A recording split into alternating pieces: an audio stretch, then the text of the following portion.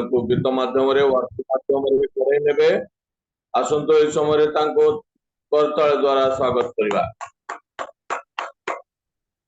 Sister नमस्कार। समय आपनकर समय आराधना रे आमानकु पढ़ाई नेबे।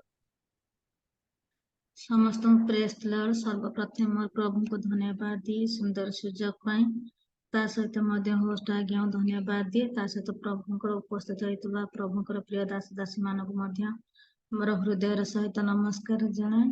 आसंतु ये प्रातः समय आम परमेश्वर प्रशंसा गौरव करबा एक मन एक प्राण होई प्रभुंकर प्रशंसा करबा।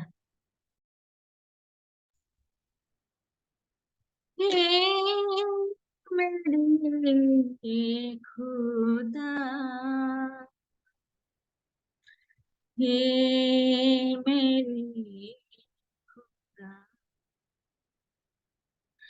हे मेरे खुदा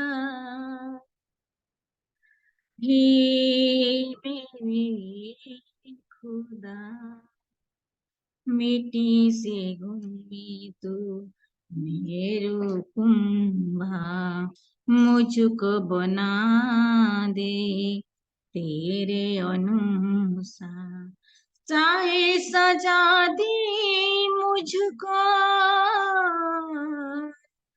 चाहे तू दे तेरा प्यार हे मेरे खुदा हे मेरे खुदा हे मेरे खुदा हे मेरे खुदा तुझ में सुबह मेरी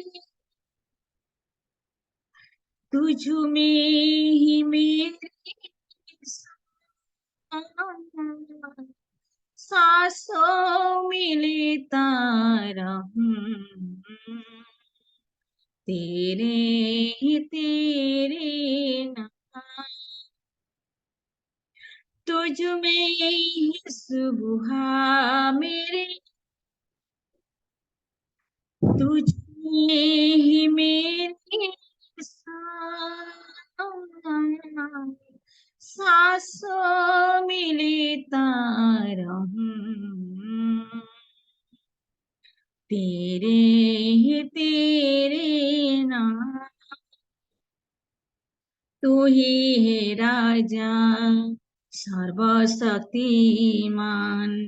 प्रेमी यीशु मेरा तू ही मेरी सा तू ही है राजा सर्वशक्तिमान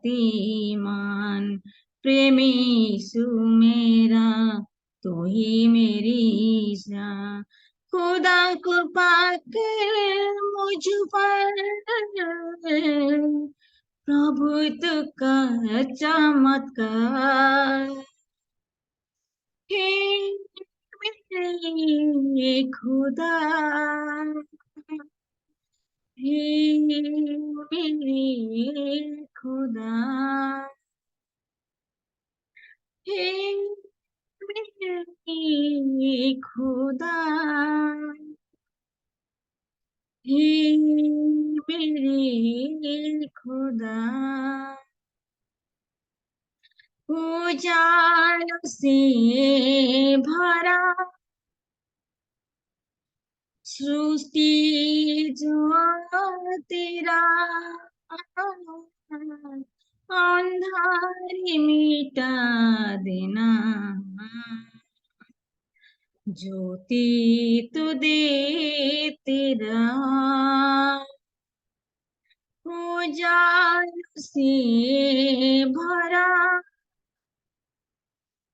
सृष्टि जो तेरा अंधारी मिटा देना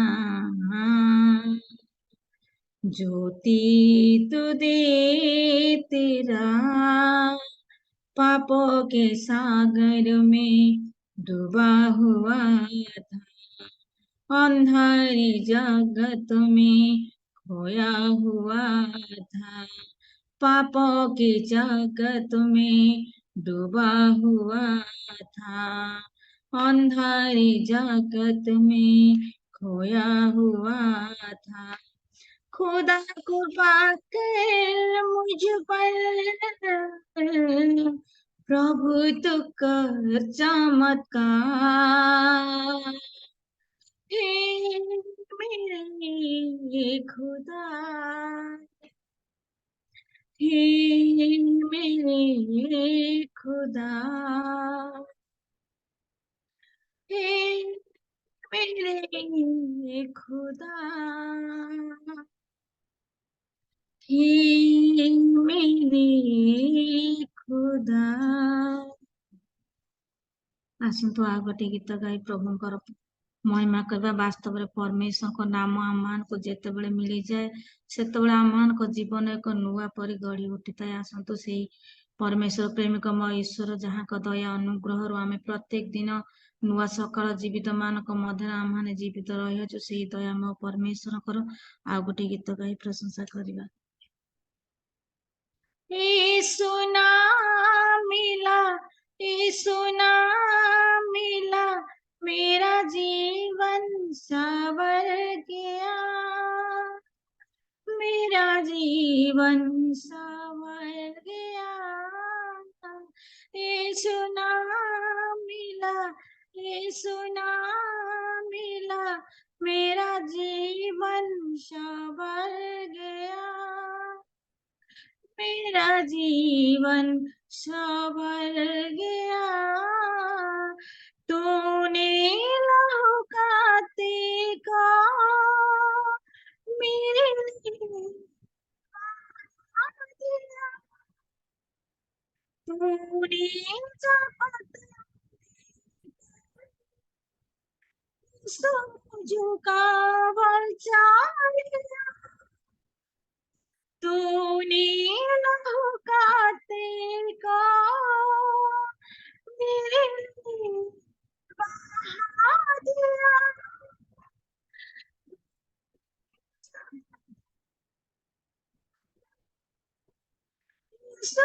झुकावर चालिया, तेरे नाम से, यीशु के नाम से, मसीह के नाम से मेरा जीवन संवर गया, मेरा जीवन संवर गया। यीशु नाम मिला, हाँ नाम मिला, मुझे नाम मिला, मेरा जीवन संवर गया, मेरा जीवन संवर गया। तेरा नाम जो लेता है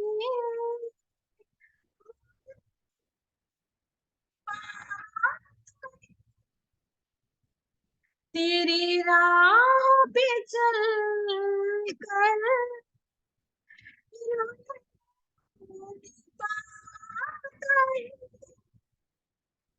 तेरा नाम जो लेता है मुझे पाता है,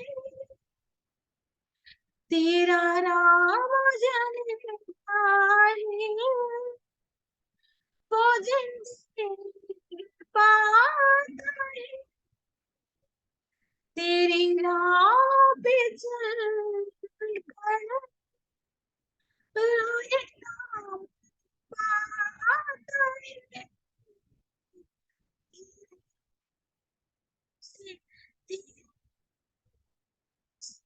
खुदा की से मसीह की रूह से मेरा जीवन संवर गया, मेरा जीवन संवर गया। यीशु नाम मिला, यीशु नाम मिला, मेरा जीवन संवर गया,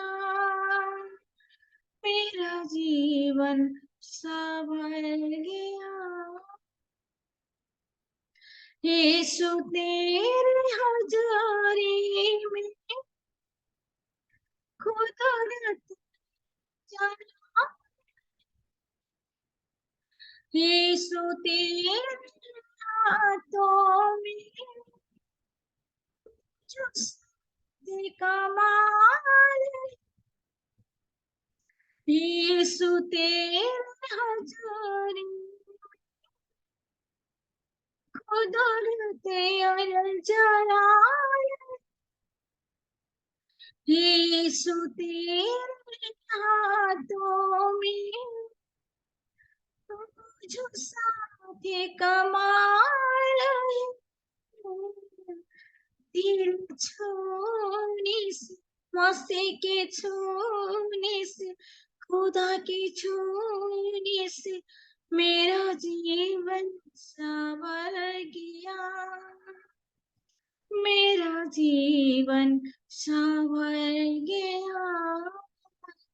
यीशु नाम मिला, हाय नाम मिला, मुझे नाम मिला, मेरे जीवन संवर गया। मेरा जीवन संवर गया। यीशु अब मेरे जीवन का, अब तू ये सहारा है।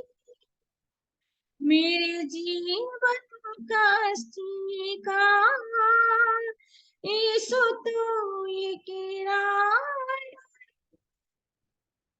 यीशु अब मेरे जीवन का, अब तो ये सहारा है।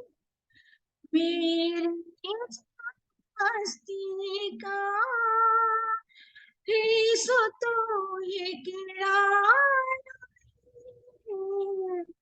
यीशु तो मिला, मुझे तो मिला, हाँ मिला, मुझे तो मिला, यीशु तो मिला, मेरा जीवन संवर गया। मेरा जीवन संवर गया। यीशु नाम मिला, हाँ नाम मिला, तेरा नाम मिला, मुझे नाम मिला, मेरा जीवन संवर गया। मेरा जीवन संवर गया। यीशु नाम मिला, मुझे नाम मिला, मुझे नाम मिला, मेरा जीवन संवर गया। मेरा जीवन संवर गया। ବାସ୍ତବରେ ପରମେଶ୍ୱର ମହାନ ପ୍ରଭୁ ଅଟନ୍ତି। ଯେତେବେଳେ ତାଙ୍କ ନାମ ଆମକୁ ମିଳିଯାଏ, ଯେତେବେଳେ ପ୍ରଭୁଙ୍କର ପରିଚୟ ଆମମାନଙ୍କ ଜୀବନରେ ଆସିଥାଏ, ସେତେବେଳେ ଆମମାନଙ୍କ ଜୀବନ ପରିବର୍ତ୍ତନ ହେଇଥାଏ। ଯେତେ ଦୁଃଖ ଝଡ଼ କଷ୍ଟ ଆସିଲେ ମଧ୍ୟ ପରମେଶ୍ୱର ସଦା ସର୍ବଦା ସେ ଆମମାନଙ୍କର ହସ୍ତ ଧରିକି ଆମମାନଙ୍କୁ ଆତ୍ମିକ ଜୀବନରେ ବୃଦ୍ଧି କରେଇଥାନ୍ତି। ପ୍ରତ୍ୟେକ ବିପଦ ଆପଦରୁ ଉଦ୍ଧାର କରି ତାହାଙ୍କର ରାଜ୍ୟ ନିମନ୍ତେ, ତାହାଙ୍କର ପ୍ରଶଂସା ଗୌରବ କରିବା ନିମନ୍ତେ ସେ ଆମମାନଙ୍କୁ ପ୍ରସ୍ତୁତ କରିଥାନ୍ତି। ଆସନ୍ତୁ ଆଉ ଗୋଟେ ଗୀତ ଗାଇ ପ୍ରଭୁଙ୍କର ପ୍ରଶଂସା କରିବେ। हे प्रभु केमिति बଞ୍ଚିବି, केमिति ଚାଲିବି, ତୁମ ବିନା ଦୁନିଆ ତ ଅନ୍ଧାର ଲାଗେ। ତୁମ ବିନା ଦୁନିଆ ତ ଅନ୍ଧାର ଲାଗେ। हे प्रभु केमिति बଞ୍ଚିବି, केमिति ଚାଲିବି, ତୁମ ବିନା ଦୁନିଆ ତ ଅନ୍ଧାର ଲାଗେ। ତୁମ ବିନା ଦୁନିଆ ତ ଅନ୍ଧାର ଲାଗେ। मते भूलिबानी मते छाड़िबानी मते भूलिबानी छाड़िबानी दुनिया तो अंधार लगी तुम बिना दुनिया तो अंधार लगी हे प्रभु केमिति बंचिबी केमिति चलिबी तुम बिना दुनिया तो अंधार लगी तुम बिना दुनिया तो अंधार लगी खाली गाली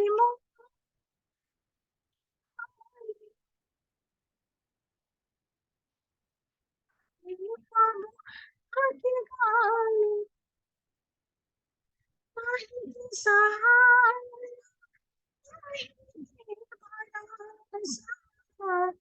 तुम बिना दुनिया सारा तुम बिना दुनिया तो भजड़ा लगी तुम बिना दुनिया तो भजड़ा लगी हे प्रभु केमिति बंचिबी केमिति चलिबी तुम बिना दुनिया तो अंधार लगी तुम बिना दुनिया तो अंधार लगी पाप भरा दुनिया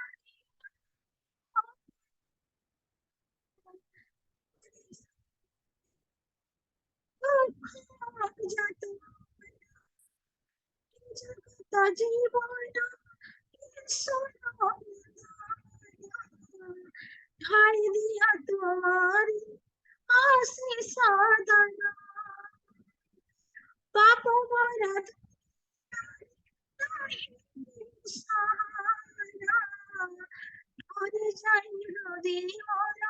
दुख जताना जगत जीवन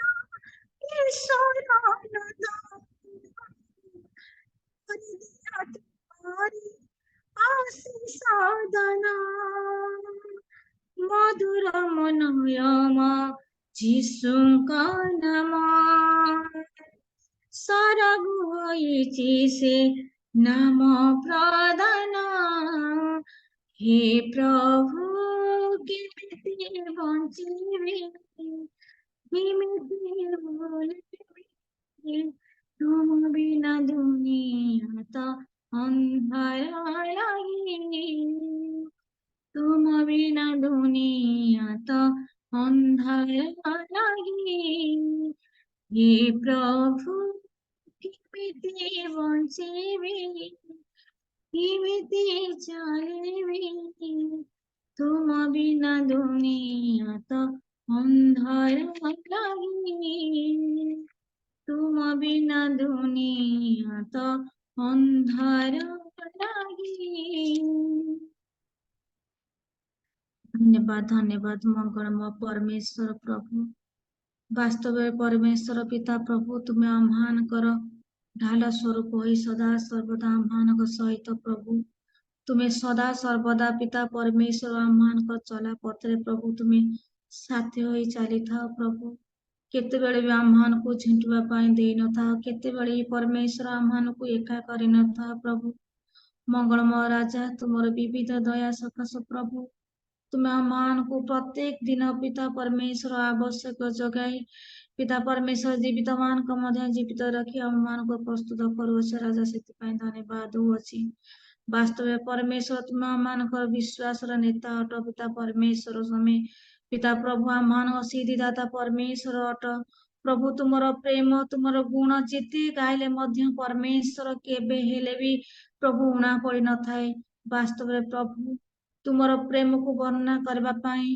पिता परमेश्वर मो मुखरे भाषा नाही प्रभु तुमर से अमूल्य प्रेम को तुम से निस्वार्थ पर प्रेम को पिता परमेश्वर प्रभु सलाम करुअछि राजा तुम्हें दया करिअछ अनुग्रह करिअछ सेतिपाई धन्यवाद दउछि प्रभु मंगलमय राजा ए प्रातः समय तुमर प्रशंसा गौरव करुअछि प्रभु अजय संतान हेतले मध्य पिता परमेश्वर प्रभु तुम्हें दयारे प्रभु ग्रहण कर अनुग्रह कर आरंभ शेष पर्यंत परमेश्वर तुम उपस्थित रखी आम मानक पवित्र आत्मांकर ढाल होई परमेश्वर ते आम सहित रही प्रत्येक क्षेत्र तुमर वाक्य माध्यम तुम्हें आम कथा कुह परमेश्वर आम जेते जन जोड़ी हेचु प्रत्येक को तुम्हें नाम धरी धरी प्रभु तांको आशीर्वाद कर तांको परिवार को आशीर्वाद कर राजा पवित्र आत्मा तुम वाक्य द्वारा आम सजाड़ प्रभु दया कर धन्यवाद एक क्षुद्र निवेदन केवल आम प्रेम परमेश्वर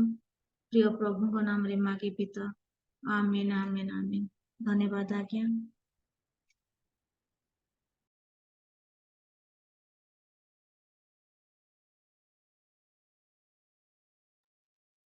लोगोस आज्ञा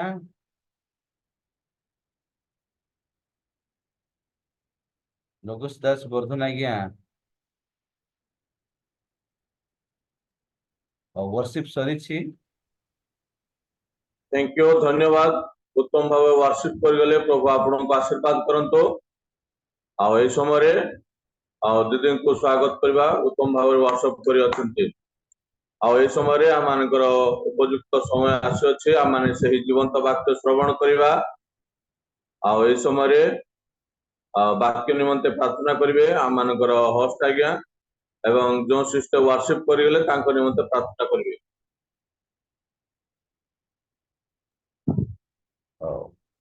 रियल मिनिस्ट्री ऑफ इंडिया अनुकूल अनुष्ठित प्रातःकाल उपासना उपस्थित प्रत्येक को नमस्कार जनाए नमस्कार प्रेज द लॉर्ड आसंता माने प्रार्थना करिबा सर्वशक्तिमान परमेश्वर पिता तुमर से पवित्र मत नाम को धन्यवाद दउछु प्रभु रात्रि मान को मिठी निद्रा देल भल स्वप्न दर्शन देल चतुर्पार्श्व दूत मान छाउनी कल दूत मान बाड़ दे सुरक्षित रखिल आज एक नूतन दिन नूतन सकाळ देखा आमान को सुंदर सुजोग देल प्रभु धन्यवाद दउछु हे प्रभु हे पिता बोली डाकिबार अधिकार देल जीशु राजा आमे तुमको धन्यवाद दउछु प्रिय जीशु बापा तुम दासी प्रभु अति सुंदर भाव में वर्शिप करिसंती तुम दासी को प्रवीणा मल्लिक भौणी को तुम्हें आशीर्वाद दया कर तांको परिवार को आशीर्वाद दया कर तांको सेवा कार्य को आशीर्वाद दया कर यही भली प्रभु तुम दासी प्रभु जीवन शेष निश्वास पर्यंत तुम सहित लगी रहू बोले आम प्रार्थना करुछु सुस्थ सबल करी तुम निमंत्रित व्यवहार करो बोले आम प्रार्थना करुछु आहुरी आहुरी व्यवहार करो बोले आम निवेदन करुछु प्रार्थना करुछि प्रभु तुम दास लोगोस दास वर्धन आज्ञा ओ प्रभु सुंदर भाव में परिचालना करुछंती तांको मध्य सुस्थ सबल रख तांको प्रत्येक कार्य आशीर्वाद कर आज से माने ब्रह्मपुर छिबे पिता 6टा समय रे सेमानक यात्रा पथ सफल कुशल कर जे उद्देश्य रे जाउछंती आ से उद्देश्य सफल हेबा को दियो जीवा आसीबारे तुमे सहाय्य कर तांको परिवार को तुमे आशीर्वाद करो बोली आमे प्रार्थना करूछु प्रार्थना करूछु जीशु बापा तुम दास प्रभु रेवरेंड विधान चंद्र हाटी आज्ञा को तुम हस्ते समर्पण करुछि तुम दास प्रभु पालक कार्य करंती सेवा कार्य करंती आज प्रभु तुम दास को तुम्हें मनोनीत करिछ रियल मिनिस्ट्री ऑफ इंडिया जूम रे वाक्य परिवेशन करबा निमंते तुम दास को वाक्य रे आत्मा रे अभिषेक कर तांको मुख दे तुम्हें जीवंत सत्य वाक्य को प्रकाश कर आमे जेते जण सुनिबो पिता तुम वाक्य को तुम दास को मुखरु आमे समस्त जे बुझी पारिबो सेति तुम्हें दया कर आमे बुझिबु हृदय संचय कर रखिबु वाक्य अनुसार चली पारिबु प्रभु सेति तुम्हें दया कर सेति तुम्हें आशीर्वाद करो बोली आमे प्रार्थना करूछु विशेष करी प्रभु तुम दास को ओ प्रभु हाटी आज्ञा को आशीर्वाद कर तांको परिवार को तुम्हें आशीर्वाद करो बोली मो प्रार्थना करुछि आ जुमरे आमे जेते जण बसी अछु आमे प्रत्येक को प्रभु तुम हस्ते समर्पण करुछि हे प्रभु ओ प्रभु आत्मिक चक्षु दियो आत्मिक कर्ण दियो जेपरी प्रभु देखिबु ओ प्रभु शुणिबु ओ प्रभु वाक्य को बुझी पारिबु प्रभु वाक्य को हृदय संचय कर रखी पारिबु प्रभु वाक्य अनुसार चली पारिबु प्रभु सेति तुम्हें दया करो बोले आमे प्रार्थना करूछु ओ प्रभु जो माने वर्तमान पर्यंत जॉइन करि नाहांती जेपरी से माने शीघ्र जॉइन करि पारिबे से प्रकार मन समस्त को दियो बोले आमे प्रार्थना करूछु आज जो आशीर्वाद आमान को निमंते रखिछ पिता सेति आमे तुमको धन्यवाद देछु प्रभु मो अयोग्य प्रार्थना तुम्हें सुनिलो प्रभु आमे तुमको धन्यवाद दे प्रिय प्रभु जीसु नाम रे এই প্রার্থনা মাঙ্গুছি পিতা, amen. Amen amen. Thank you, ধন্যবাদ। সমস্ত বিষয় প্রার্থনা প্রভু আপনাকে আশীর্বাদ দেবে। এই সময় আসন্তু মানে ସେହି ଜୀବନ୍ତ ବାକ୍ୟ ନିଜର ଖଡଗ ବାକ୍ୟ ମାନେ ଶ୍ରବଣ କରିବାକୁ ଯିବା। ଆଉ ଏଇ ସମୟରେ ମୁଁ ଅନୁରୋଧ କରେ ଯୋଉମାନେ ଭିଡିଓ ଅଫରେ ଅଛନ୍ତି ଅନରେ ଆସିଲେ ବହୁତ ଭଲ। ଆଉ ଏଇ ସମୟରେ ଆମମାନଙ୍କର ବକ୍ତା ମହାଶୟ ଉପସ୍ଥିତ ଅଛନ୍ତି, ତାଙ୍କର ବହୁମୂଲ୍ୟ ସମୟ ଦେଇଛନ୍ତି। ଆଉ ବକ୍ତା ମହାଶୟ ଅନେକ ଥର ଆମମାନଙ୍କର ଜୁମରେ ଆସି ବାକ୍ୟ ପ୍ରଦାନ କରିଅଛନ୍ତି। ଆଉ ତାଙ୍କର ସାକ୍ଷ୍ୟ ବାକ୍ୟ ବହୁତ ଆଶ୍ଚର୍ଯ୍ୟ ଏବଂ ଏହିପରି ତାଙ୍କୁ ବ୍ୟବହାର କରୁଅଛନ୍ତି ଅଫଲାଇନରେ ଅନଲାଇନରେ। ଆଉ ତାଙ୍କର ସେବା କାର୍ଯ୍ୟରେ ପ୍ରଭୁ ଆଶୀର୍ବାଦ କରିଅଛନ୍ତି। ଆଜି ଦିନରେ ଆମମାନଙ୍କୁ ସମୟ ଦେଇଛନ୍ତି, ଏହି ସମୟରେ ତାଙ୍କୁ ଆସନ୍ତୁ ଆମେ କରତାଳି ଦ୍ୱାରା ସ୍ୱାଗତ କରିବା। ଆଜ୍ଞା ନମସ୍କାର ବିଧାନ ଆଜ୍ଞା। ନମସ୍କାର ପ୍ରେଜ୍ ଦ ନମସ୍କାର। ଲର୍ଡ, ପ୍ରେଜ୍ ଦ ଲର୍ଡ। ଆଉ ଏହି ସମୟରେ ଆପଣଙ୍କର ସମୟ ବାକ୍ୟ ମାଧ୍ୟମରେ ଆମମାନଙ୍କୁ ପଢେଇ ଦେବେ। ଶୁଭା ଯାଉଛି ନା? ପ୍ରେଜ୍ ଦ ଲର୍ଡ। ପ୍ରଭୁଙ୍କ ନାମ ଧନ୍ୟବାଦ ଦିଏ। ପ୍ରଭୁ ଆଜି ଆମମାନଙ୍କୁ ପୁନର୍ବାର ଏଇ 2024 ମସିହାର ପଞ୍ଚମ ମାସରେ ପୁଣି ତାହାଙ୍କର ଗୌରବରେ ଏଇ 27ତମ ଦିନକୁ ଦେଖିବା ପାଇଁ ପ୍ରଭୁ ସୁଯୋଗ ଦେଇଛନ୍ତି। ତା ସଙ୍ଗେ ସଙ୍ଗେ ଦିନ ପ୍ରତିଦିନ ବିତି ଯାଇଛି। ଆଉ ପ୍ରତ୍ୟେକ ସମୟ ଆଜି ପ୍ରତ୍ୟେକଙ୍କ ପାଇଁ ବହୁତ ପରୀକ୍ଷାର ସମୟ ଅଟେ। କାରଣ ଉତ୍ତପ୍ତ ଗରମରେ ଲୋକମାନେ ଛଟପଟ ହେଉଥିବା ସମୟରେ ବି ଆମମାନଙ୍କ ପରି ଅଯୋଗ୍ୟ ଧୂଳିହୀନ ପାପୀ ମାନଙ୍କ ପାଇଁ ପ୍ରଭୁ ଗୋଟେ ସୁନ୍ଦର ଦ୍ୱାର ଖୋଲିଛନ୍ତି। ତାହା ହଉଛି ଜୁମ୍ ମାଧ୍ୟମରେ ବାକ୍ୟକୁ ଆଜି ଆମମାନେ ଅନ୍ୟମାନଙ୍କ ପାଖକୁ ଆଜି ପଠାଇବା। ୟୁଟ୍ୟୁବ ମାଧ୍ୟମରେ, ଅନଲାଇନ ମାଧ୍ୟମରେ, ଆଉ ଆମମାନଙ୍କର ଯିଏ ଯେଉଁଠାରେ ଥାଉ ନା କାହିଁ ଆମମାନେ ସମସ୍ତେ ଏକତ୍ରିତ ହେବା ପାଇଁ ଏହା ଗୋଟେ ପ୍ରଭୁଙ୍କର ଗୋଟେ ଯୋଜନା। ତେଣୁ ପ୍ରଭୁ ଆଜି ସୁଯୋଗ ଦେଲେ ଆଜିର ରିଏଲ ମିନିଷ୍ଟ୍ରି ଅଫ ଇଣ୍ଡିଆରେ ପରମେଶ୍ୱର ଏଇ ପ୍ରଭାତ ସମୟରେ ଆପଣମାନଙ୍କ ସହିତ ଜଡ଼ିତ ହେବା ପାଇଁ ମତେ ପ୍ରଭୁ ସୁଯୋଗ ଦେଇଥିବାରୁ ମୁଁ ଆପଣମାନଙ୍କୁ ଆଉ ଖ୍ରୀଷ୍ଟ ପ୍ରେମରେ ଆଜି ଆପଣମାନଙ୍କୁ ସମସ୍ତଙ୍କୁ ପ୍ରେଜ୍ ଦ ଲର୍ଡ। ସଙ୍ଗେ ସଙ୍ଗେ ଆମମାନଙ୍କର ହଷ୍ଟ ଆଜ୍ଞାଙ୍କୁ, ଆମମାନଙ୍କର ପିଟରଙ୍କର ଆଜ୍ଞାଙ୍କୁ ପ୍ରେଜ୍ ଦ ଲର୍ଡ ଜଣାଏ, ନମସ୍କାର ଜଣାଏ। ସେଥିପାଇଁ ପ୍ରଭୁ ଆଶୀର୍ବାଦ କରନ୍ତୁ। ଆସନ୍ତୁ ଆମମାନେ ଆମମାନଙ୍କର ଆଜିର କାର୍ଯ୍ୟକ୍ରମ ମଧ୍ୟରେ ପହଞ୍ଚିବା। ତା ପୂର୍ବରୁ ମୁଁ ପ୍ରଭୁଙ୍କୁ ଧନ୍ୟବାଦ ଦେବି ଅନେକ ପ୍ରାର୍ଥନାରେ ତଳି ଧରିଥିବା ପ୍ରତ୍ୟେକଙ୍କ ପାଇଁ, ଆଉ ଯେଉଁମାନେ ଭାଗ ନେଇଥିଲେ, ଯେଉଁମାନେ ପ୍ରାର୍ଥନା କରିଛନ୍ତି, ପ୍ରଭୁ ସମସ୍ତଙ୍କୁ ଆଶୀର୍ବାଦ କରିବେ। ତା ସଙ୍ଗେ ସଙ୍ଗେ ଭଉଣୀ ପ୍ରବୀଣା ଆଜି ସ୍ୱର ସଙ୍ଗରେ ଆଜି ସମସ୍ତଙ୍କୁ ମୁଗ୍ଧ କରିଅଛନ୍ତି। ଯାହା ଆଜି ଶୁଣୁଥିଲି ତାହା ହଉଛି ସଲସଙ୍ଗ, ଆଉ ଯେ ଅତି ସୂକ୍ଷ୍ମ ଭାବରେ ସେ ଗୀତ ପ୍ରଭାତରେ ଶୁଣାଉଥିଲେ। ତେଣୁ ଗୋଟିଏ କଥା କହୁଥିଲେ, ତୁମ ବିନା ମୋର ଜଗତରେ କେହି ନାହିଁ। ଆଉ କେମିତି ବଞ୍ଚିବି ଆଉ କେମିତି ଆଉ ଚାଲିବି ପରମେଶ୍ୱରଙ୍କ ନିକଟରେ ଶେଷ ଗୀତ ଗାଇଲା ବେଳେ ପ୍ରଭୁଙ୍କୁ ଧନ୍ୟବାଦ ଦିଏ। ଭଉଣୀଙ୍କୁ ମଧ୍ୟ ପ୍ରଭୁ ଆଶୀର୍ବାଦ କରନ୍ତୁ। ପ୍ରେଜ୍ ଦ ଲର୍ଡ। ଏ ସଙ୍ଗେ ସଙ୍ଗେ ଆମମାନଙ୍କର ଅତି ପ୍ରିୟ ଭାଇ ଲଗସ ଦାସଙ୍କୁ ମୁଁ ପ୍ରଭୁଙ୍କୁ ଧନ୍ୟବାଦ ଦଉଛି। ପ୍ରେଜ୍ ଦ ଲର୍ଡ ଭାଇ, ଆଉ ଆପଣଙ୍କର ପ୍ରିଜାଇଡିଂ ପାଇଁ, ଆପଣଙ୍କର ଯୋଉ ସ୍ନେହ ପ୍ରେମ ଆଉ ସମ୍ମାନିତ ଦେଇ ଆମମାନଙ୍କୁ ଆହ୍ୱାନ କଲେ, ଆଜି ଆମମାନେ ସେଥି ସକାଶେ ଆଜିର ମୁଖ୍ୟ କାର୍ଯ୍ୟକ୍ରମ ମଧ୍ୟରେ ପହଞ୍ଚିବା। ମୁଁ ଅତି ଛିଦ୍ର ବାକ୍ୟ କହିବି, ଆଉ ତାହା ହଉଛି ଖଡ୍ଗ। ଧର୍ମଶାସ୍ତ୍ରରେ ଗୋଟିଏ ପଦ ଅଛି ଖଡ୍ଗ, ଯାହାକି ଆମମାନେ ଘରେ ଘରେ ଘରେ ନିଜ ନିଜର ଗୋଟେ ଆଉ ପଦାର୍ଥକୁ ବେଶୀ ପ୍ରେମ କରିଥାଉ। ପ୍ରତ୍ୟେକଙ୍କ ପାଇଁ ଖଡ୍ଗର ଆବଶ୍ୟକ ରହିଛି। जो खड्ग कि आज आम मध्य शाणित करे कार्य करे आ प्रत्येक खंड विखंड करे आ प्रत्येक आशीर्वाद कारण तेणु आम मैंने पढ़ा गीत संहिता 57 अध्याय तार 4 पदटी आम पढ़ा।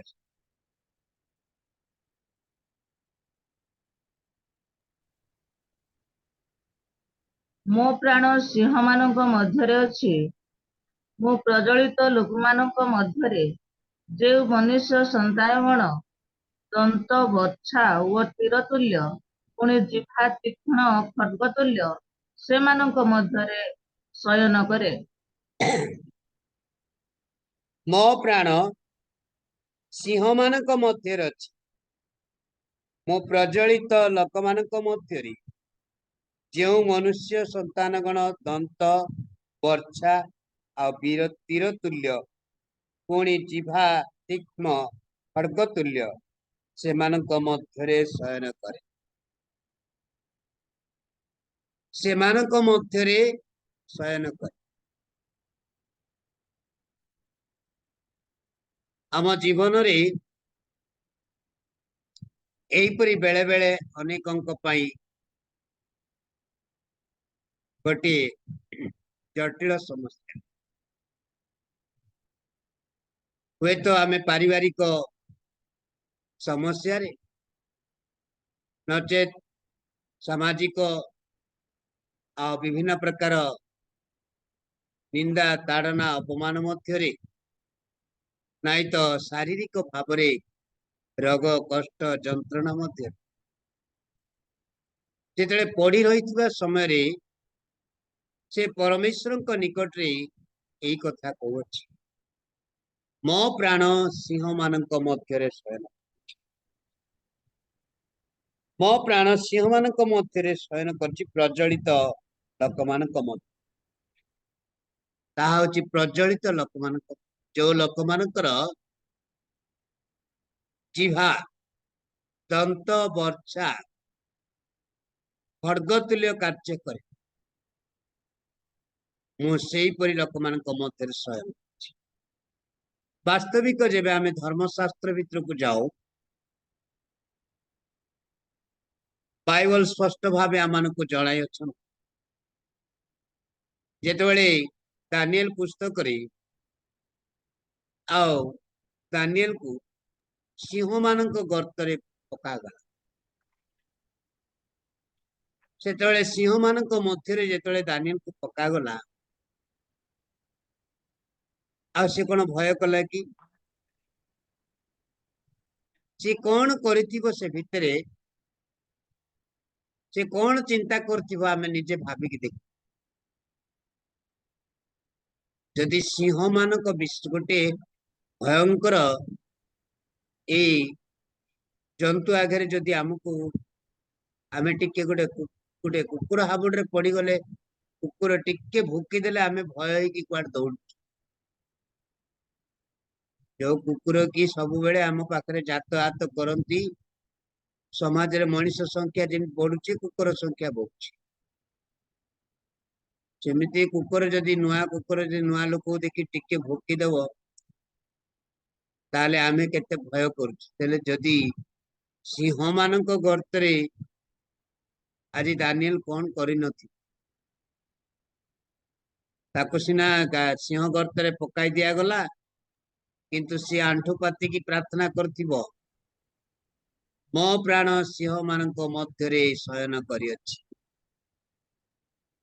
तत सेनापति मानक पठाई पठाई देखा पठाई दे पचारिले, आ से मांस हाड़ सबू टिके टिके हई कौन खंड खंड ही पड़ी थिबो, जाओ देखिबो महाराजा ऑर्डर। सेमाने आसी देखिला बेले सिंह माने आराम होइचंती, आओ दानिएलंकर प्रार्थना परमेश्वर सुन। हालेलुया। जो दानिएलंकर प्रार्थना सुनिले, जो सद्रक मैशक अबेदनगर प्रार्थना सुनिले, आओ जे मोसांकर प्रार्थना सुनिले, जे अब्राहमकर प्रार्थना सुनिले, से कौन आम मानकर प्रार्थना शुणुन? सी आम मानकर भी प्रार्थना। तेणु ये खड्ग विषय मु केवल 10टी पॉइंट कहबी, खाली रेफरेंस कहबी आग को बढ़ेवा गोटी गोटी जदि कहले आज दिन सरी जीव, आमे आज प्राय लॉकडाउन रे बस ना किए घर को जाई परिबोनी, किए रोसई करि परिबोनी, किए काम क्षेत्र को जाई पारि, किंतु तार अति शॉर्टकट रे मु तार 10टी पद कहि तेथि अछि खड्ग विषय रे। प्रथम हैला वाक्य रूप खड्ग, एक हैला वाक्य रूप खड्ग, दुई हैला सुरक्षा रूप खड्ग, तीन हैला आउ जेपरि विग्रह रूप खड्ग, चारि हैला महामारी रूपक खड्ग, आउ पांच हैला मानसिक भाराक्रांतर आउ रूप खड्ग, आउ छ हैला दुष्टता जिभा रूप खड्ग, सात हैला मिथ्यावादी मानकर खड्ग, आउ आठ हैला विचारकर्ता समस्तंकर खड्ग, आउ नौ हैला जेपरि साम्राज्यवादी मानकर, आउ 10 हैला जेपरि अस्थिर मजा पर्यंत परिवेदक करता।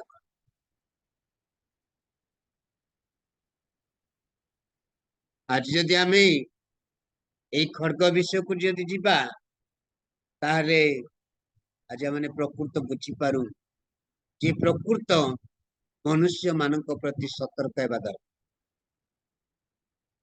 এই जगत प्रति सतर्क हेबा दरकार, এই समाज प्रति सतर्क हेबा दरकार।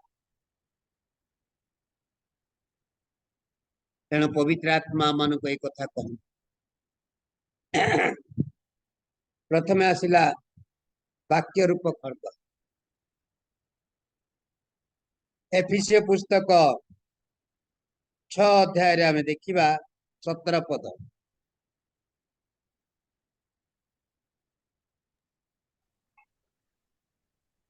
पुणी परित्राण रूप स्थिर स्थान परिधान कर ओ आत्मांग खड्ग अर्थात ईश्वरंक वाक्य धारण कर। प्रथमे आसिला परित्राण आम जीवन रे कोन, परित्राण रूप खड्ग आमने आज परिधान करबा को पड़ी। मोर परित्राण केउठार आसिला, मु विगत दिन रे विगत समय रे मोर अतीत रे मोर पुरातन जीवन कि प्रकार थिला, मते काहे कि प्रभु आह्वान कले। ए जगत रे एते लोक थिले काहे कि डाकिले नाही प्रभु। मो परिवार रे मो पिता माता भाई भौणी समस्त थिले डाकिलेनी, मते काहे कि मातार गर्भरु नाम देई कि डाकी। मोर परित्राण एई प्रकार हेबा दरकार जे मोर परित्राण रो साक्ष्य अन्य मानक पाई ता वाक्य रूप हेबार अछि। वाक्य जे प्रकार कहे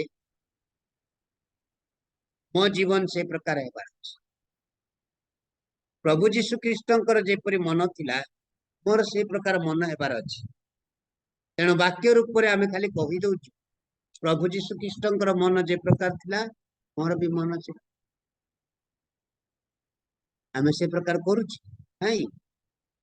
प्रभु जीशु ख्रीष्टंकर मन रे राग नथिला, का प्रति कौन सी प्रतिवाद नथिला, केबे का प्रति कंप्लेन नथिला, आ कौन सी विषय रे का प्रति ईर्ष्यान्वित नथिला, कि केबे का प्रति कौन सी विषय रे तांकर जेपरि विरोधात्मक चिंताधारा नथिला।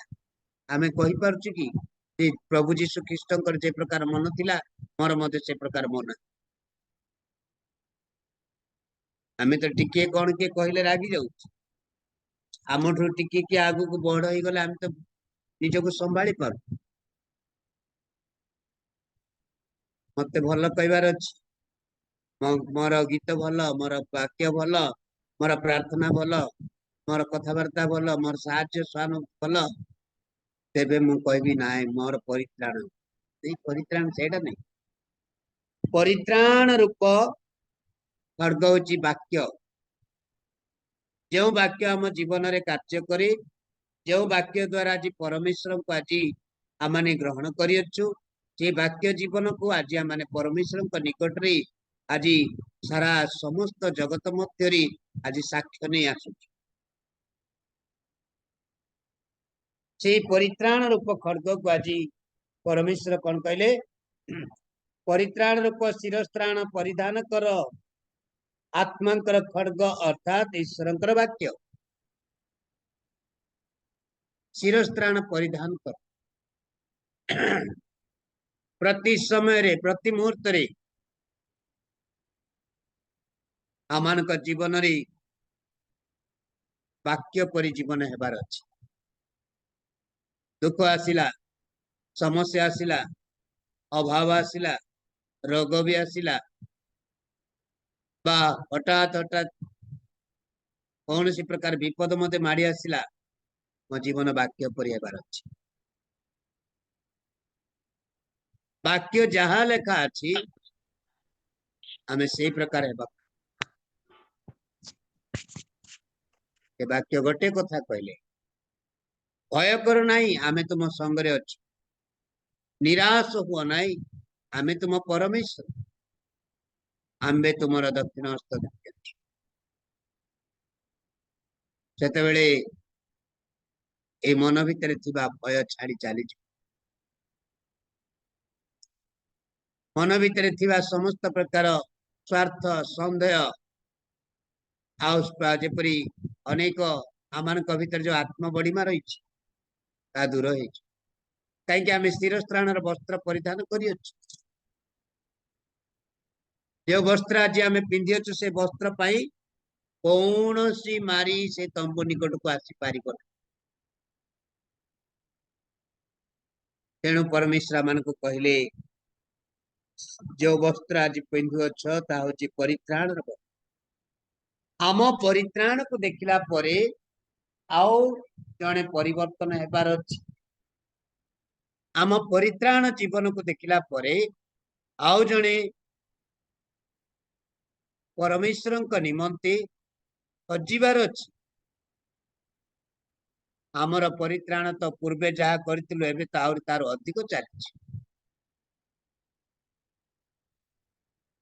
पूर्वे आमे माने तो आउरी विजाति रे थिला बेले बा प्रभु ग्रहण न कला बेले आमे तो अलरे थी निजे पाप करिथिलु निजे भूल करूथिलु निजे निज पिता माता को दोष देउथिला लोक किंतु आज आमे का ऊपरे प्रभु यीशु ख्रीष्ट को ग्रहण करी जो पाप करूछु जो भूल करिछु जो अन्याय करिछु जो प्रकार कर्म करूछु ता मानकर कर्म द्वारा प्रभु यीशु ख्रीष्ट को नाम निंदित होछि तेणु आज मान को शास्त्र कहे तुम्हें परित्राण वस्त्र परिधान कर अर्थ वाक्य यदि आमे से वाक्य परिधान करिबा नाही बसिला बेले उठिला बेले सोइला बेले कहीं आज विवरणी पुस्तक कहले पिला मानकू संतान संतनी गण को आ निज परिवार को यही कथा कहब मो जीवन साक्ष्य कौन थिला मु कौन थिली प्रभु आज मत जीवन कौन कले मुझे आज से वाक्य कथा कहबी ताहले मो परिवार परिवर्तन हेबो मो जीवन परिवर्तन हेबो मोर बंधु परिवर्तन हेबो मो लोक परिवर्तन हेबो नहीं तो आमे पूर्व कहथिबो तो बापा मते केते शास्ति देइथिला रे पुओ बोली कहबो माँ माँ बसी जते पिला को कहबो तो बापा मते केते शास्ति देइथिला खाइबा को देउ नथिला लुगा पटा देउ नथिला आ तो जेजेमा तो जेजे बापा मते एमती करथिला याडे बापा कहथियो तोर अजा आई मते एमती करथिला रे बाबू पिला सब शिखुची पिला माने पूर्वांचल सब विषय कथा शिखिले से सही परियाला जदि आमे पिला मान को बसिला बेले उठला बेले वाक्य कथा कहिबा आ वाक्य रे चलीबा पई कहिबा प्रभु निश्चय आम जीवन रे वाक्यर परिधान वाक्य रूप खड्ग आमको परिधान करे। द्वितीय वाक्य है न्याय रूप खड्ग। द्वितीय विवरणी 32 अध्याय तार 40 आ 41।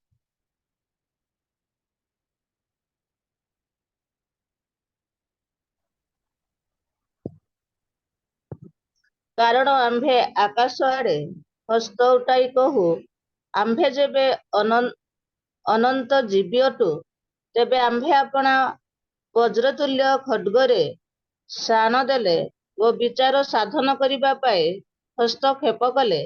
ଆମ୍ଭେ ଆପଣା ବିପକ୍ଷ ଗଣଠାରୁ ପରିଶୋଧ ନେବା। ପୁଣି ଯେଉଁମାନେ ଆମ୍ଭକୁ ଘୃଣା କରନ୍ତି ସେମାନଙ୍କୁ ଆମ୍ଭେ ପ୍ରତିଫଳ ଦେବା। हालेलुया। जो माने आमको घृणा करती आमे से मान कौन देबा?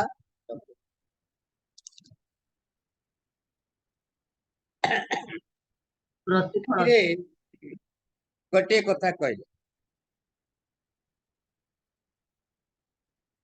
तेबे आमे अपना वक्र तुल्य खड्गरे आउ शाण कले तेले से विचार और साधन करिबा पई आ हस्तक्षेप कले। आम्भे अपना विपक्ष गण को प्रतिशोध देबा।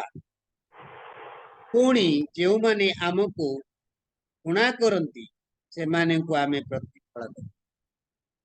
को खड्ग इडा जो खड्ग की परमेश्वर का उद्देश्य रे आमे माने परमेश्वर निकट रे निजर आज वक्र तुल्य जहाँकि परमेश्वर निकट रे आ प्रार्थनार सहित आमे माने जदि उत्सर्ग करिबा वाक्य परि आम जीवन को तैयारी करिबा। काहे पाउल रोमी मंडली लिखिले प्रतिशोध तुमे नबा दरकार नहीं, प्रतिशोध आमर दरकार। Praise the Lord. प्रतिशोध नेबा पाई स्थान छाड़ी दियो। से तार जीवा को शाण करी रखिला। ए जीवारे आमे जदि जन को गोटे कथा कहू, ए जीवारे आमे जदि जन को कष्ट दे थाऊ, तेबे तार हृदय भांगी जाउछि, तार मन भांगी जाउछि। तेबे परमेश्वर आमान को एक कथा कहती, आओ तुम्हें आओ छाड़ी दियो, आमे से प्रतिशोध नेबा। से न्याय को विचार करिबा परमेश्वर, से न्यायवान परमेश्वर। कारण से न्याय खड्ग पठेबे आउ जेते बेले केउ समय कौ अवस्था रे से तांको धरिबे आउ ताहा आम्भे माने एपरि जानिबा।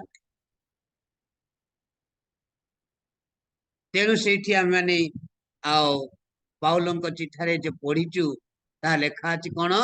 गोटे कथा लेखा अछि, प्रतिशोध पई स्थान छाड़ी दियो। जदि शत्रु क्षुदित ताले तुमे ता भजन करा, जदि से तृषित ताकु पान करा, तेबे आमे तांकर मस्तक रे जलंता अंगार लद। तेणु से न्याय खड्ग को आज अपेक्षा करने को हेले, न्याय मागिबा को हेले, न्याय सहित जदि परमेश्वर को ठारू उत्तर पाइबा को हेले आमान को प्रार्थना करबा, आमान को परमेश्वर का निकट रे आंठु बातिबा को पड़िबो। आमे जाने जे हमको आउ दुख देला, कष्ट देला आम प्रति, आउ से सिंह परी गर्जन कला, दंत वर्षा खड्ग तुली आम ऊपर माड़ी आसिला, आमे जे तार प्रतिशोध नेबा ए कथा आम प्रति परमेश्वर को दृष्टि रे भूल हेबा। ताले आमे केबे कहि परिबा नै जे मु प्रभु को अपेक्षा करछि आ प्रभु मते उत्तर देउछंती, प्रभु मोर सहाय बोले केबे कहि। यदि आमे नीरव हेबा, यदि आमे पांठु पातिबा, यदि आमे वाक्य रे आ चलीबा, तेबे परमेश्वर आम मानकर प्रति से ताहांकर प्रतिशोध। तृतीय राशि गला सुरक्षा रूप खड्ग। सुरक्षा पाइबा से द्वितीय विवरणी 33 अध्याय तार 29 पद। हे इस्राएल, तुम्भे धन्य अट, तुम्भ तुल्य के अछि? ତୁମ୍ଭେ ସଦାପ୍ରଭୁଙ୍କ ଦ୍ୱାରା ଉଦ୍ଧାର ପ୍ରାପ୍ତ ଲୋକ। ସେ ତୁମ୍ଭର ଉପକାର ରୂପ ଢାଳ ଓ ସେ ତୁମ୍ଭର ମହାତ୍ମ୍ୟ ରୂପ ଖଡ୍ଗ। ଏଣୁ ତୁମ୍ଭର ଶତ୍ରୁମାନେ ଆପେ ତୁମ୍ଭର ବଶୀଭୂତ ହେବେ, ପୁଣି ତୁମ୍ଭେ ସେମାନଙ୍କର ଉଚ୍ଚସ୍ଥଳୀମାନ ଦୋଳନ କରିବ। Amen. ସେଠି ପରମେଶ୍ୱର ସୁରକ୍ଷା ରୂପ ଖଡ୍ଗରେ ଆମମାନଙ୍କୁ ଆଜି ସାନ୍ତ୍ୱନା ଦେଲେ। କହିଲେ, ହେ ଇସ୍ରାଏଲ, ତୁମେ ଧନ୍ୟ ଅଟ। ଆଉ ତୁମେ କିଏ ଅଛି? ପରମେଶ୍ୱରଙ୍କ ନିକଟରେ ଏଇ କଥା ଯଦି ଆମେ କହିବା, ତୁମ୍ଭ ତୁଲ୍ୟ କିଏ ଅଛି? ତୁମେ ସଦା ପ୍ରଭୁଙ୍କ ଦ୍ୱାରା ଆଉ ଉଦ୍ଧାର ପ୍ରାପ୍ତ ଲୋକ। ସେ ତୁମ୍ଭର ଯେପରି ଉପକାର ରୂପ, ସେ ତୁମର ସୁରକ୍ଷାର ଢାଲ ଅଟେ। ସେ ତୁମକୁ କଣ କରିବେ? ସଦାପ୍ରଭୁ ପରମେଶ୍ୱରଙ୍କର ଯେଉଁ ତୁମ ପ୍ରତି ଲକ୍ଷ୍ୟ ରହିବ, ତୁମ ପ୍ରତି ସଦାପ୍ରଭୁଙ୍କର ଯୋଉ ଇଚ୍ଛା, ତାହା ଆଜି ସେ ସଫଳ କରେ।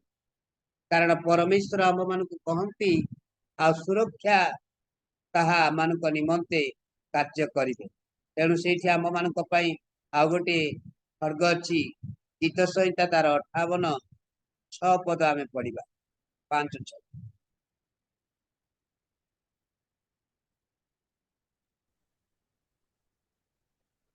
ସାପୁଡ଼ିଆମାନେ ଯେଡ଼େ ନିପୁଣ ଭାବରେ ମନ୍ତ୍ର ପଢ଼ିଲେ ସେ ସେମାନଙ୍କର ସ୍ୱର ଶୁଣେ ନାହିଁ।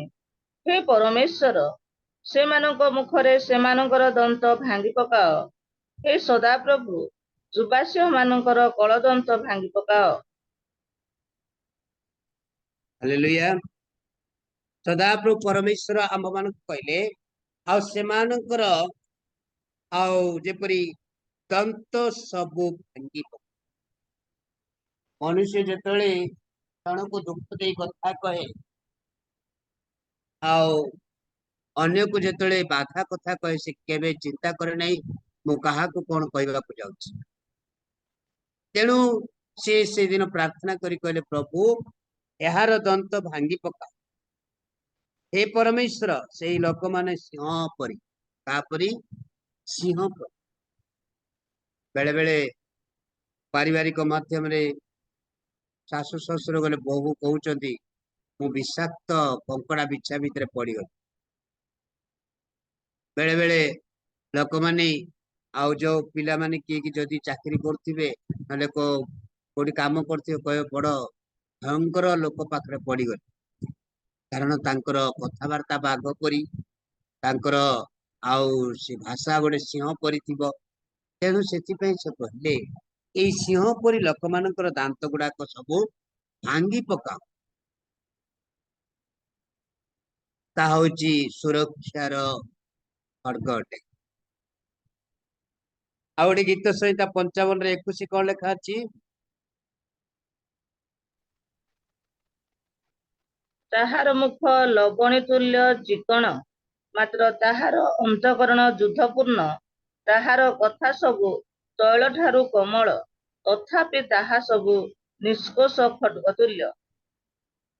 ଦେଖ, ଯାହାର ମୁଖ ଯେପରି ଲବଣ ତୁଲ୍ୟ ଚିକଣ, ତୈଳ ଠାରୁ କୋମଳ। ଯିଏ ବେଶୀ କୋମଳ କଥା କହିବ, ଯିଏ ବେଶୀ ଦୟା ଦେଖେଇବ, ଯିଏ ବେଶୀ କଥା କହିବ ତୁମ ପ୍ରତି, ତମେ ଜାଣିଥାଅ ଏ ମୋ ପ୍ରତି କଣ ଗୋଟେ କରିବା ପାଇଁ ଯାଉଛି। ବେଳେ ବେଳେ ଲୋକମାନେ ବହୁତ ନମ୍ରରେ କହନ୍ତି, ତମ ଦୁଃଖ ଦେଖିଲେ ମତେ ବଡ କଷ୍ଟ ଲାଗୁଛି, ତୁମେ କେତେ କଷ୍ଟ ଉଠଉଛ। ହଁ, ତୁମ ଜୀବନରେ ବହୁତ ଦୁଃଖ ବୋଲି ତୁମକୁ ଦୟା ଦେଖେ, ତୁମ ପ୍ରତି ବହୁତ ସ୍ନେହ ଦେଖେଇବ, ବହୁତ ପ୍ରେମ ଦେଖେଇବ। କିନ୍ତୁ ତାର ଅନ୍ତରରେ ଯୁଦ୍ଧପୂର୍ଣ୍ଣ ଅଛି।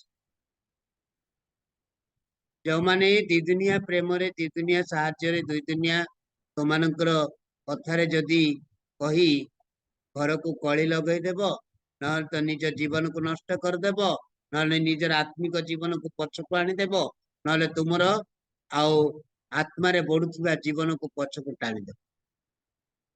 କାରଣ ତାର युद्धपूर्ण जीवन मध्य से कहले से अंतकरण तार युद्धरे अछि कारण से तुमको सुजोग देबे नहीं परमेश्वर से मानक कौन करती भांगी पकाई युद्धपूर्ण जीवन तापरे शेष लेखा अछि आमे आ गोटे खड्ग को जीवा विग्रह रूप खड्ग माथ्यू लिखित सुसमाचार 10 अध्याय तार 34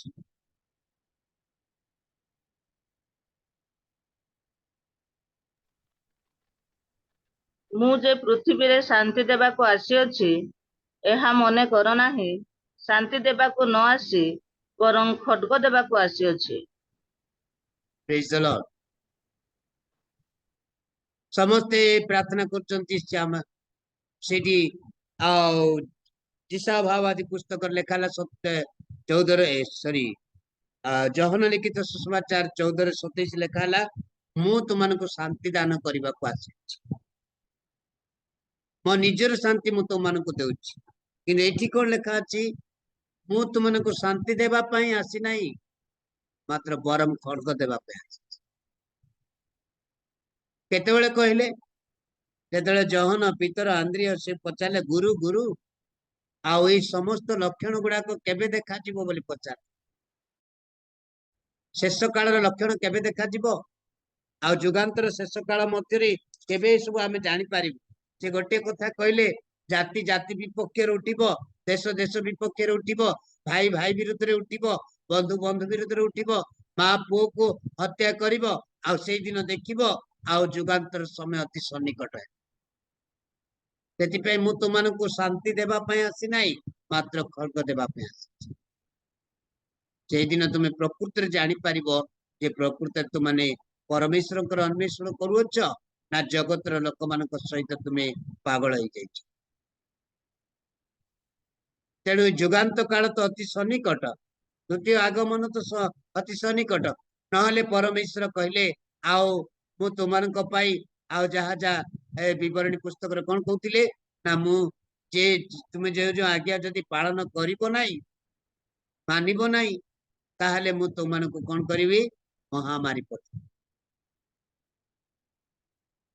तुम जख्मा आसीबो रोग आसीबो कष्ट आसीबो लांगुल हेबो मस्तक हेबो नाही ए कथा कहू कहू मध्य भी आमे ईश्वरंकर आज्ञा को आज पालन सेति पई से सेति कहिले आ मु तुमनको शांति देबा पे आसी नाही खड्ग देबा पे आसी यदि आमे ए कथा पढिले तापरे आमे पढिबा आ गोटे आसी कोन महामारी रो आ जेपरि खड्ग महामारी रूपक खड्ग आसीगला सेठी लेखा अछि जिहिजिकल पुस्तक 5 अध्याय तार 1-2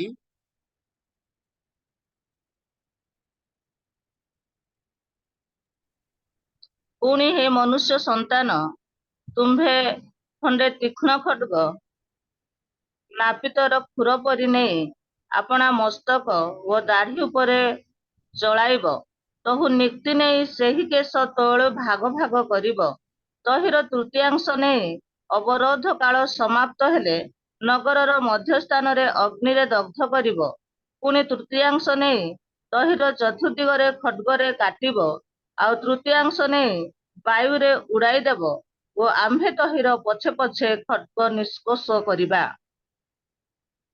समाज रे कर्तृपक्ष मध्य तुम्भ लोक मानक मध्य तुमानक प्रति जहा जहा आसीबो आमे से मानक पछरे खड्ग नै कि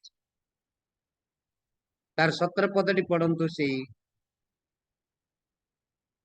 जिहिजिकल 5 ର ଆଉ ଆମ୍ଭେ ତୁମ୍ଭମାନଙ୍କ ବିରୁଦ୍ଧରେ ଦୁର୍ଭିକ୍ଷ ଓ ହିଂସ୍ରକ ଜନ୍ତୁମାନଙ୍କୁ ପଠାଇବା ସେମାନେ ତୁମ୍ଭମାନଙ୍କୁ ନିଃସନ୍ତାନ କରିବେ ମହାମାରୀ ଓ ରକ୍ତ ତୁମ୍ଭମାନଙ୍କର ମଧ୍ୟ ଦେଇ ଯିବ ପୁଣି ଆମ୍ଭେ ତୁମ୍ଭମାନଙ୍କ ବିରୁଦ୍ଧରେ ଖड्ग ଆଣିବା ଆମ୍ଭେ ସଦାପ୍ରଭୁ ଏହି କଥା କହିଅଛୁ।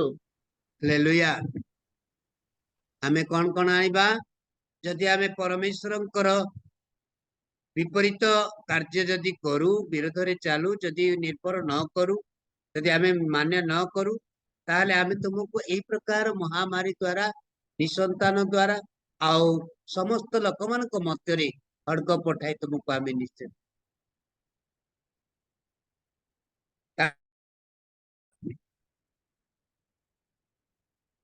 गभीर मानसिक वेदना रो खड्ग बेले बेले आमे माने मानसिक चिंता रे पड़ी परमेश्वरंकर वाक्य को भूली जाइछु कथारे कहला बेले कहि दउछु प्रभु अछंती बोली किंतु मन भितरे काहे कि प्रभु हमन को अजथा लिखले कि पितर प्रथम पितर 5:7 कहले तुम समस्त चिंतार भार तांको ऊपर पकाओ जे तुमन को निमंते चिंता करो जे यदि प्रभु जदि आम प्रति चिंता करि न थांते ताले हम कोन कहितां चिंता करूछ एनु गभीर रूप मानसिक मानसिक रूपक खड्ग तेरा आमे पढ़िबा लोकलिखित सुसमाचार 2 अध्याय तार 35 पद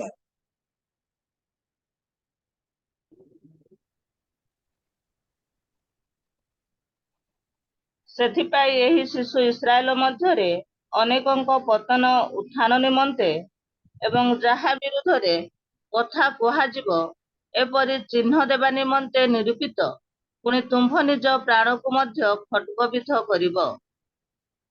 देखन कौन कहले परमेश्वर एक चिन्ह देव आ तुमे से चिन्ह द्वारा जानिबो जे आम पाई गोटे जन उद्धार करता आसिछन तथापि तुमे तांको पाई गोटे खड्ग देबार तुमे निज शरीर को निजे खड्ग देउछ ई प्रकार मानसिक भावरे आज आत्मिक जीवन को हराई वाक्य को हराई निजर प्रार्थना जीवन को आज हराई आज निज शरीर को बध कर कष्ट आणु तेणु निज निजे खड्ग को आज विध करू तेणु परमेश्वर मान को कहले मानसिक भावरे जे आ रूपक खड्ग द्वारा आज निज शरीर को आज विनाश तापर आसी दुष्टता जिभा रूप खड्ग जो जिभा अन्य मान को आज कह नहीं कि दुष्टता जिभा गीत संहिता 57 जे पढ़िलु तार 64 गीत संहितार 3 पद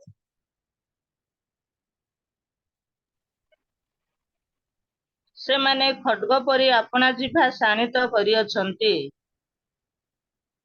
सेमाने खड्ग परी जो रागी थिबा लोक मान को तुम के बुझी पारि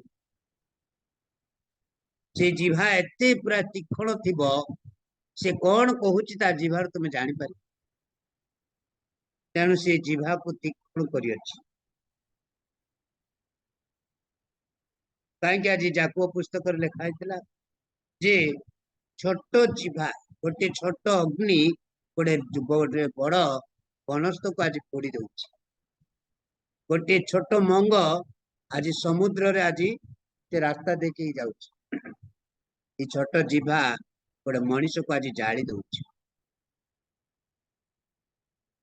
तेणु जिभा को कंट्रोल करके रखा को वाक्य दरकार जिभा को कंट्रोल करने को प्रार्थनार आवश्यक दरकार आ जिभा को कंट्रोल करने को ईश्वर भय दरकार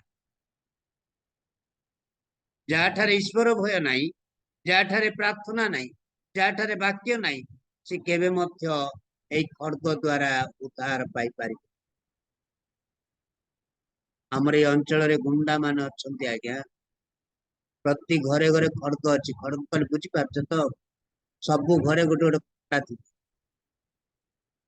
गत मास 13 तारिख रे इलेक्शन चली इलेक्शन आसला बेले गोटे जनकर माने दिन रे 2टा बेले हाथ को हाड़ी देले आ हाथटा को बाहर कर दे कि पॉकेट रे धरी कि बुल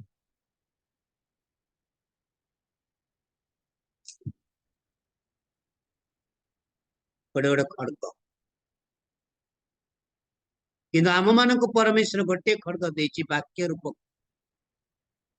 ତୁମଠାରେ ଯଦି ବାକ୍ୟ ଅଛି, ତମେ ଯଦି ସବୁବେଳେ ବାକ୍ୟକୁ ଗ୍ରହଣ କରୁଛ, ତା ଠାରୁ ଧାରୁଆ ଆଉ କେହି ନାହିଁ।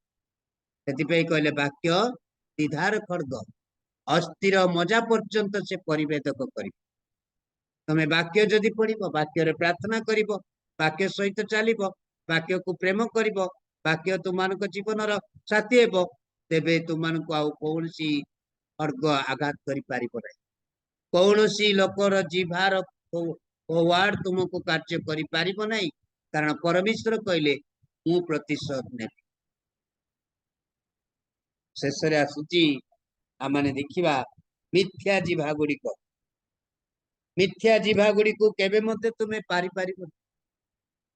ଯିଏ ମିଛ କହିଲା ତୁମେ ତାକୁ ଛାଡି ଦିଅ। ହିତ ଉପଦେଶ ଲେଖା ଅଛି 25 ଅଧ୍ୟାୟ ତାର 18। ମିଥ୍ୟା ଜିଭା ଖଡ।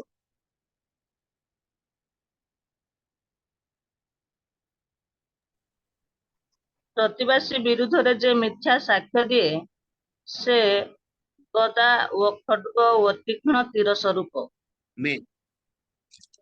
ଜଣେ ଖଣ୍ଡାରେ କାତିରେ ମାରିବା ହାଣିବା ଯା, ଯେ ପ୍ରତିବାସୀ ବିରୁଦ୍ଧରେ ମିଥ୍ୟା ସାକ୍ଷ୍ୟ ଦେବ, ଆରେ ମିଛ କଥାକୁ ତ କୌଣସି ରାସ୍ତା ନାହିଁ ଆଜ୍ଞା। ସତ୍ୟତା ପ୍ରତି ପ୍ରଭୁଙ୍କର ଆଶୀର୍ବାଦ ଅଛି, କିନ୍ତୁ ଯିଏ ମିଥ୍ୟା ସାକ୍ଷ୍ୟ ଦିଏ, ଯିଏ ମିଛ କହିବ, ତୁମେ ତାଠାରୁ କେବେ ପାରିପାରିବ। ତେଣୁ ମିଥ୍ୟା ସାକ୍ଷୀ ମାନଙ୍କ ପ୍ରତି ସତର୍କ ହୁଅ। ଜାଣିପାରିଲ ଇଏ ମିଛ କହୁଛି, ତାକୁ ଆଉ କୌଣସି ଉତ୍ତର ଦେବା ତୁମ ପାଇଁ ମୂର୍ଖତା। ତୁମେ ତାକୁ କେବେ ସମାଧାନ କରିବାକୁ ଡାକି ପାରିବନି, ତୁମେ ତାକୁ କେବେ ସମାଧାନର ରାସ୍ତା ଖୋଜି ପାରିବନି, କାରଣ ସେ ମିଛକୁ ପ୍ରେମ କରୁଅଛି। ଯିଏ ମିଛକୁ ପ୍ରେମ କରେ, ଯିଏ ଦୁଷ୍ଟତାକୁ ପ୍ରେମ କରେ, ଯିଏ ଜିଭାକୁ ଶାଣିତ କରି ରଖେ, ଆଉ ଯିଏ ଲୋକମାନଙ୍କୁ ଆଉ ବିରୁଦ୍ଧରେ କଥା କହେ, ଆଉ ସେ ଈଶ୍ୱରଙ୍କର ବୋଲି ନ କହୁ। ଶେଷ ବାକ୍ୟ ଆସିଲା ବିଚାରର କ୍ଷମତାର ଖଡ୍ଗ। ରମ୍ୟ ପୁସ୍ତକ 13 ଅଧ୍ୟାୟ ତାର 4-5। କାରଣ ସେ ମଙ୍ଗଳ ନିମନ୍ତେ ତୁମ୍ଭ ପାଇଁ ଈଶ୍ୱରଙ୍କ ସେବକ। କିନ୍ତୁ ଯଦି ଅସଦାଚାର କର, ତାହା ହେଲେ ଭୀତ ହୁଅ, ଯେଣୁ ସେ ନିରର୍ଥକ ଖଡ୍ଗ ଧାରଣ କରନ୍ତି ନାହିଁ, କାରଣ ସେ ଈଶ୍ୱରଙ୍କ ସେବକ ସ୍ୱରୂପେ ଅସଦାଚାରୀ ପ୍ରତି କ୍ରୋଧ ପ୍ରକାଶ କରିବା ନିମନ୍ତେ ଦଣ୍ଡଦାତା ଅଟନ୍ତି। ଅତଏବ କେବଳ କ୍ରୋଧର ଭୟରେ ନୁହେଁ, ମାତ୍ର ବିବେକ ହେତୁ ମଧ୍ୟ ବଶୀଭୂତ ହେବା ଆବଶ୍ୟକ। ଆମେନ୍। ତୁମର ପାଳକ ଦୁଷ୍ଟ ହଉ, ପାପୀ ହଉ, ଦୁରାଚାରୀ ହଉ, ସେ କଣ ବି ହେଉଛି ହଉ, ସେ ଜଣେ ଈଶ୍ୱରଙ୍କର ସେବକ। ତୁମେ ସେବକ ପାଇଁ ଯଦି ବିରୁଦ୍ଧରେ, ଯଦି ତୁମେ ସବୁବେଳେ ସବୁ ସମୟରେ ଯଦି ଆଉ ବିଚାର ଆଣିବ, ତାହେଲେ ଆଉ ସେ ବିଚାରର ସମସ୍ତ ଉତ୍ତର କେବଳ ପରମେଶ୍ୱର ତୁମମାନଙ୍କ ନିମନ୍ତେ ଗୋଟେ ଖଡ୍ଗ ଦେବେ, ଯୋଉ ଖଡ୍ଗରେ କି ଆଉ ଜୀବନରେ କେବେ ମଧ୍ୟ ତୁମେ ଆଉ ବିଚାରିତ ହେଇପାରିବନି। ତାହା ପରମେଶ୍ୱର ଆମମାନଙ୍କୁ କହିଲେ, ସେ ହଉଛି ଈଶ୍ୱରଙ୍କର ଜଣେ ସେବକ। ସେ ଜଣେ ଈଶ୍ୱରଙ୍କ ରାଜ୍ୟ ପାଇଁ ଆଜି ପରିଶ୍ରମ କରୁଅଛି, ସେ ଈଶ୍ୱରଙ୍କ ରାଜ୍ୟ ପାଇଁ ଆଜି ସମସ୍ତଙ୍କ ନିମନ୍ତେ ସାକ୍ଷ୍ୟ ଆଣୁଅଛି। ତେଣୁ ଆମ୍ଭେମାନେ ବିଚାର କରିବା ସମୟରେ ଈଶ୍ୱରଙ୍କ ଲୋକମାନଙ୍କ ସତର୍କ ହବାକୁ ପ୍ରଭୁ ଏହି ପବିତ୍ର ବାକ୍ୟ ଦ୍ଵାରା ଆମମାନଙ୍କୁ ଆଶୀର୍ବାଦ।